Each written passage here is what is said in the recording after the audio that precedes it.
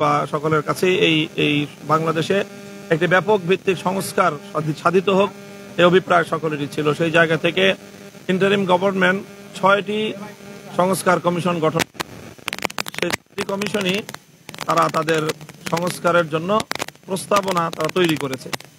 সেই প্রস্তাবনা নিয়ে এখন জাতীয় ঐক্যমত গঠন করার জন্য ৬টি কমিশনের প্রধানদেরকে মাননীয় উপদেষ্টার নেতৃত্বে জাতীয় ঐক্যমত্য কমিশন গঠন করা হয়েছে। এই কমিশনের আগামী দিনের কার্যক্রম পরিচালনার যে রূপরেখা সেটি ঘোষণা করা হয়েছে আজকে, এবং সেই আগামী দিনের কার্যক্রম পরিচালনার একটি উদ্বোধনী প্রোগ্রাম ছিল আজকে, অনেকটা এই ধরনেরই আজকের আয়োজন।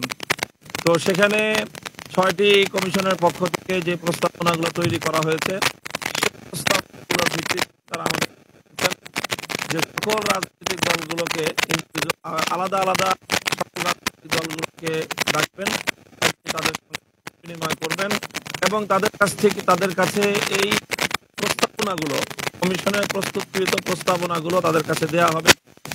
তারা এটাকে অ্যানালাইসিস করবেন, তারপরে প্রত্যেক দলের পক্ষ থেকে এই প্রস্তাবনাগুলো সম্পর্কে দলীয় প্রস্তাবনা এবং দলীয় পরামর্শ মতামত ব্যক্ত করবেন।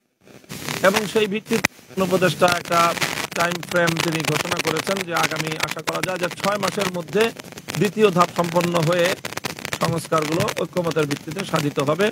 সংবিধান সংস্কার হবে, নির্বাচন সংস্কার হবে, বিচার এবং পুলিশ অন্যান্য যে বিষয়গুলোতে সংস্কারের জন্য কমিশন গঠন করা হয়েছে সকল সংস্কারগুলো সম্পন্ন হবে, এটা আশা করা হচ্ছে।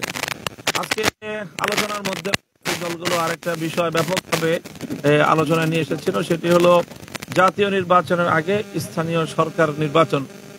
এই প্রশ্নে আমরা দেখেছি যে রাজনৈতিক দলগুলো দ্বিধা বিভক্ত রয়েছে।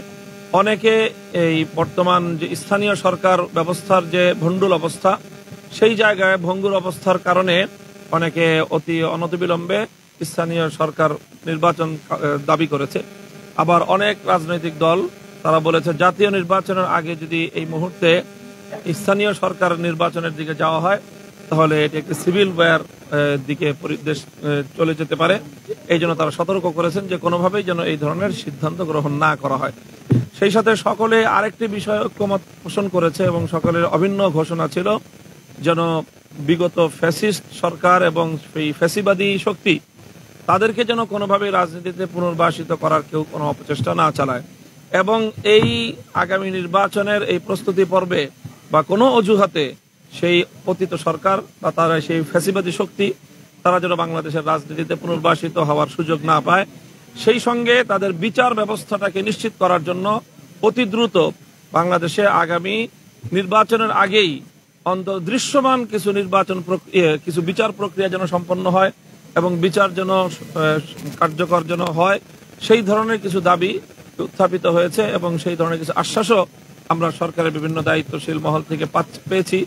কোনো কোনো উপদেষ্টা বলেছেন এই ধরনের কথা, যে বা সরকারি পক্ষ থেকে এই ধরনের আশ্বাসও শোনা যাচ্ছে যে অন্তত আগামী নির্বাচন বাস্তবায়ন হওয়ার আগেই বিগত এই ফ্যাসিবাদী শক্তির এবং এই হত্যাকারী শক্তির তাদের কিছু বিচার এটা দৃশ্যমান হবে, সেই আশাবাদ ওনারা ব্যক্ত করেছেন। আমরাও সেইভাবে আশাবাদী। তো এই ছিল মোটামুটি আজকের কথা। আমরা আমাদের পক্ষ থেকে যেই কথাটি বলেছি, আমরা বলেছি যে অবশ্যই এখন যেই সংস্কারের যেই প্রক্রিয়ার যে দ্বিতীয় ধাপ শুরু হচ্ছে, সেখানে সকল রাজনৈতিক দলগুলো নিজ নিজ মতামত ব্যক্ত করবে এবং তারা অংশগ্রহণ করবে। সেই সাথে আমরা চাই যে এই সংস্কার প্রস্তাবনা এবং সেটা বাস্তবায়ন কার্যক্রম শুরু হওয়ার শুরুতেই যে বিষয়গুলো সমাধান হওয়া উচিত, নির্ধারিত হওয়া উচিত, সেগুলো হলো আগামীর বাংলাদেশের ভিত্তি কি হবে, আগামীর সংস্কারের ভিত্তি কি হবে। সেজন্য আমরা মনে করি যে জুলাই আগস্ট বিপ্লবের যে একটি ঘোষণাপত্র জাতির সামনে ঘোষিত হওয়ার কথা আমরা জোর দিয়েছি, সেটি যেন অনতিবিলম্বে সেই ঘোষণাপত্র যেন জাতির সামনে ঐক্যমতের ভিত্তিতে চলে আসে। সেই সাথে আগামীর বাংলাদেশ আমরা কেমন দেখতে চাই, অবশ্যই 2024-এর আগস্ট বিপ্লবের পূর্ববর্তী বাংলাদেশের আমরা পুনরাবৃত্তি চাই না।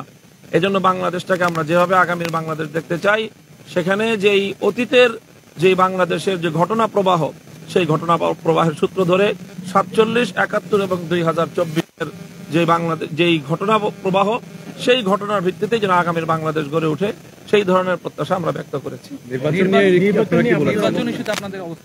নির্বাচন ইস্যুতে আমাদের বক্তব্য সুনির্দিষ্ট, সেটাই যে প্রয়োজনীয় সংস্কার হবে এবং প্রয়োজনীয় সংস্কার শেষ হওয়ার পরে চলতি 2025 সালের মধ্যেই 25 সালের শেষ নাগাদ যেন অন্তত জাতীয় নির্বাচনটা অনুষ্ঠিত হয় সেই প্রত্যাশা আমরা। স্থানীয় সরকার নির্বাচনের ব্যাপারে আমরা আমাদের দলের পক্ষ থেকে নির্দিষ্ট কোনো বক্তব্য রাখিনি এবং এই ব্যাপারে আমাদের এই মুহূর্তে কোনো বক্তব্য নেই। আমরা মনে করি যে এই ব্যাপারে রাজনৈতিক দলগুলোর ঐক্যমত হওয়া প্রয়োজন। এরপরে স্থানীয় সরকারের নির্বাচন আগে বা পরে হওয়া, এটা কোনোভাবেই রাজনৈতিক দলগুলোর মতবিরোধ সহ এই নির্বাচনের দিকে দেশ যাওয়া কোনোভাবে উচিত হবে না। আসসালামু আলাইকুম।